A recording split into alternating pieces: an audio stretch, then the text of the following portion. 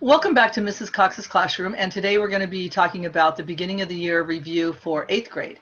And so I have 9 days of review. It's all based on reviewing their 7th grade standards. So that's what this is all about. Well, good morning. So now I'm getting ready to talk about the beginning of the year for 8th graders. And for 8th grade, now these students I already had last year for 7th grade. And so my review for 8th graders is absolutely a review of 7th grade math and all the important concepts in 7th grade that I want them to retain to help them with their 8th grade math. And so that's how it starts. So our day number 1 is just going to start with focusing on, absolute value, prime factorization, being able to categorize numbers as integers, real numbers, rational numbers, whole numbers, counting numbers, and understanding how all of those actually work together and being really, really good at understanding that. So being able to look at different diagrams and understand how numbers work. And then just converting fractions to decimals to percents. And that's the focus of the first day. And so I'll share my screen and we'll talk about that. So I'll share my screen, and here is the Get More Math. So here is the teacher login. So we log in here. Then we click on work, and in my 8th grade file, I have a beginning of the year review, and I have 9 days of review. And so again, I just do this at the very beginning of the year. This just helps remind students of what I expect them to be able to do. And then we'll take a look at the student, the student one. What I do with Get More Math is I create a student account, and the students know the name of it is student. And so when they see the student is on there, then they know it's me. And sometimes I actually compete with them, racking up points for the day, depending on who they are. Some kids can handle that kind of competition and others can't. But when the ones that can, it's really fun to watch them. And if they're working really hard, I let them beat me. But if I think that they can do better, then I'm going to push them as hard as I can. But here it is. It's beginning of the year review day 1. They're going to get 14 points out of their 25 points for the day. Of course, this will switch over to the exact same one in mixed review. In fact, if I switch this to mixed review, we're going to see it's the exact same thing because it's the first assignment of the year. But in this, the first one is just converting percents to decimals. There's also decimals to percents, decimals to fractions, fractions to percents. This is skill code 208020. The next one, this is convert 12/50ths to a percent. It's skill code 208013. This next one is choose just whether or not a number is prime, composite, or neither. It's a skill we worked on a lot in 7th grade, so hopefully this is very simple for them. The skill code is 105001. The next one is the prime factorization of this number and writing that in, and this is skill number 104001. And just the absolute value of a number 49001. And this is an actual problem inside, so you have to solve it and then find the absolute value. So 49002. And then the last one is being able to classify these numbers. So these are the numbers they're supposed to classify, and they're supposed to choose which one represents it best. And so that is skill code 147007. And so those are the skills for review day 1. And then I'll go ahead and I'll show you the video that I actually worked with my students. So for my students, what they would do is the night before they would watch the video. The next day we would do a little bit more of a review of the lesson, and then they would actually just start working on their practice in class so they can get help with math problems. So a big portion of the class time was students working on math instead of just listening to the lecture. They got most of the lecture in the video. They get a little bit more in class, and then it's straight to work. Well, good morning. So I'm Mrs. Cox, for those of you who don't know me, and you are here for 8th grade math. For those of you who do, this is going to be kind of an easy day today because what I'm doing this week is we're just going to be reviewing some of the stuff that you guys learned last year. The things that I think are the most important for you to have remembered. We'll start with the easiest one. So I'm going to share my screen. I have to use this program right now because my program is broken, but hopefully we'll be good to go in a couple of days. So here is your workbook. So you should have picked up your workbook. Because we're going to be working with prime and composite numbers, you're going to be doing prime factorization in this lesson. So you're probably going to want to take a few moments to go ahead and take care of prime versus composite. So first thing I want you to remember is 1 is not prime or composite. So I want you to put a 1 around it. The very next number that you see that that isn't crossed off is a prime number. Okay, so that's 2. And then what you're going to do is you're going to start just crossing off numbers, counting by 2s. And I'm not going to go very far because I know you know how to do this. Then the next number that isn't crossed off is going to be prime, and then you're going to be counting by 3s now to get rid of those. 1, 2, 3, crossed off. 1, 2, 3, we'll cross it off. And you'll keep doing that. The next number is the next prime number. And then, so then we just be counting by 5s. 5, 10, 15, 20, and on and on. The next prime number is the next number that's not. That's prime as well.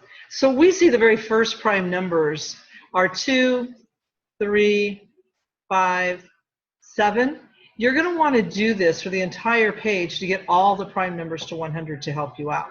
So that's the first thing that I'm going to want to make sure that you guys do. The next pages we don't really have to worry about with right now, I don't think. And those of you know how to use it, it's to put your multiples on. But your beginning of the year review day 1, we're going to be talking about absolute value, prime factorization, and conversions. And so what we want you to be able to do is just be able to make sure that you know that difference between absolute value, prime factors, and so on. So let's go ahead and we'll take some notes. Hopefully that'll be a minute. Okay, so the first thing we're going to want to talk about is absolute value. So you're going to want to have your notebook out, and you're going to want to put this in your notebook. If you still have last year's notebook, then you may find this in there, which is really good. But if not, you can go ahead and put this in your notebook for this year. You're going to want to put things in that notebook that are really important. And absolute value is absolutely important. Absolute value measures the distance a number is from 0 on a number line. Distance is always positive. So you want to make sure that you understand that. So I can just draw a number line right here. Here's my number line, and I'll draw it going this way too. And then I can just start putting numbers here. Here's 0, here's -1, here's -2, here's 1, here's 2. Absolute value just measures how far away is this number from 0 on the number line. So we write it like this, the absolute value of 2. So that's what this question is. It's basically just saying, hey, what is the absolute value of 2? And I want to kind of think about it this way. If you think about, if I just drew a line from 0 to 2, and I measured that distance, that's where we actually get these bars, okay? And so the absolute value of 2 is 1, 2. Well, I could also ask you, hey, what's the absolute value of -1? And again, I'd write it like that with my absolute value bars, and then I would see that exact same thing. I could draw a line from -1 to 0, and I see that it's just 1 unit away. So the absolute value of -1 is 1. And again, absolute value is always positive. So again, we want to make sure that you remember that. So if we take a look at these first ones, the absolute value of -5 is 5. And so that answer would be 5. The absolute value of -12, hopefully, you know, is 12. The absolute value of 17 is 17. And then we want to go through and just choose the best word that describes this number. Once you do the prime factorization on the first page, you're going to know whether it's prime, composite, or neither. So prime, they're going to be the numbers that have a circle around them. Composite, they're going to be the numbers that have an X across them. And neither will have a triangle. And every single number will have one of those, okay? And that's how you would do that, all right? And then the diagram shows the relationship of subsets of real numbers. So we want to go over real numbers again. So again, I'm going to want you to get a piece of paper, and let's just go ahead and draw this, okay? So what we're going to do is I'm going to draw a circle. And inside that circle, we just have the very first numbers you ever learn. And those, we call those the counting numbers. Another thing we call them is natural numbers, okay? So counting numbers are natural numbers. They're just the ones that when you first were a little kid, you started counting your books on your shelf or your teddy bears on your bed. You started with 1 because you had 1. Then the next set of numbers you learned, you went to kindergarten and we taught you another number. And actually it was just one more number. And we said, you know, we actually don't start with 1. We actually start with this very special number called 0. And so whole numbers, we add the number 0. And so it's 0 plus all of your counting numbers. So all the counting numbers being inside whole numbers just tells you all the counting numbers are also whole numbers, okay? And whole numbers, we're just adding that number 0. Then the next set of numbers that you learned were when you got a little bit older and we said, you know what? There isn't just a number line doesn't start at 0. 0 is actually in the middle of our number line. And we actually have negative numbers. And so we have -1 and -2. Plus we have 0, plus all the counting numbers. and these are called integers. Then we tell you, you know what? In between every one of those numbers, there's another number. And we can just do that for infinity, right? We could cut a number in half, and the number between 0 and 1 would be 1/2, and we could cut that in half. So that's adding fractions. So we have fractions, we have decimals, we have percentages. So these are added now, and these are called rational numbers. And so when we add the fractions and the decimals, we're actually adding rational numbers to our group. And then we have a little group over here. We have another group over here called irrational numbers. And last year, of course, you learned the most famous irrational number is pi. This year, you're going to learn a lot more irrational numbers, but you learned that pi was irrational. And then these all belong to a group called real numbers. And so all of them are part of the real number system. So irrational numbers are real and rational numbers are real. And then outside here, not part of that, are imaginary numbers. And so you'll be learning about imaginary numbers when you get a little bit older. And you might even learn about one this year. But these are your imaginary numbers. So you're going to want to write this because this is all pretty important in understanding how numbers work and being able to classify numbers. So again, rational numbers here are going to be all of your fractions, all of your negatives, 0, and all of your counting numbers. Real numbers are going to include everything on the screen, okay? Irrational numbers are over here. There are no irrational numbers that are whole numbers because their circles never intersect, okay? So just make sure you understand how to read that. It's asking you, the diagram shows the relationship of subsets to real numbers. Which of the following is not true? And so you're looking for the one that's not true. All rational numbers are real numbers. Well, here's your rational and here's your real, and we see that all our rational numbers are here. So I know that is not it, so we can cross that one off. All rational numbers are counting numbers. Well, here's all of our rational right here, and it's saying that everything inside here are just our counting numbers. That is not true. So it looks like this is going to be our right answer. Now, all our counter numbers are rational, but not all of our rational are counting. Remember, rational is going to have fractions, it's going to have negatives, it's going to have 0, and it's going to have your counting numbers. Some real numbers are integers. Well, here's your real numbers, and here's integers. Yep, some of them are, so this is true. No integers are irrational. So here's your integers, and here's your irrational, and you notice they don't cross, so they're not connected. So that's also true. So your correct answer is B. And then this does the same kind of thing. It's just asking you which diagram correctly displays the relationship between sets of numbers. This has integers, whole numbers, then rational. And remember, our whole numbers were 0 plus counting. Our integers added negatives, so this one is not correct. The next one, we have real numbers, then whole numbers, then rational. Remember, our rationals have fractions and stuff, and so they're up here. So this one is also incorrect. Rational numbers, whole numbers, and then natural numbers, which remember, natural is the same thing as counting. So this is our counting 1, 2, 3, then our 0, and then our rational. This one is the correct answer. And the next one, which of the following diagrams correctly classifies the numbers? So now they're taking these numbers.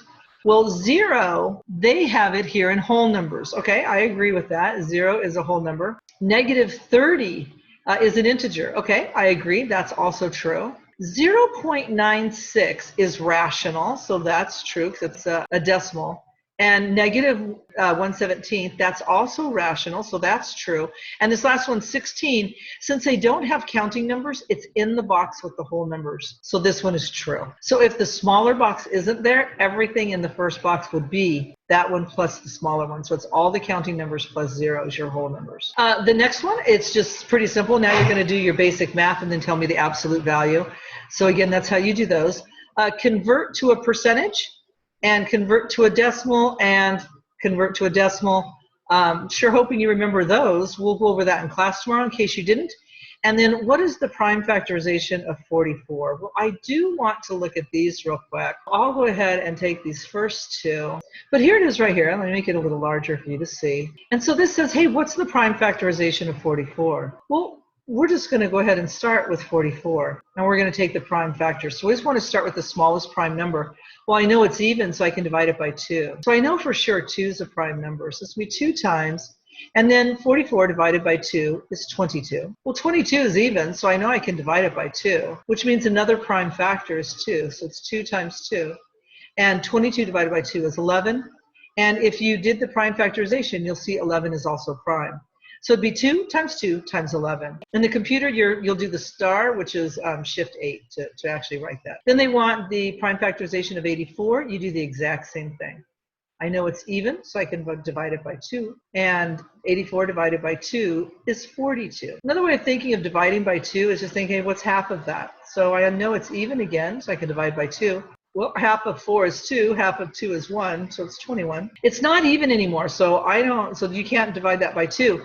But we can divide it by 3, because if we add 2 plus 1, we get 3.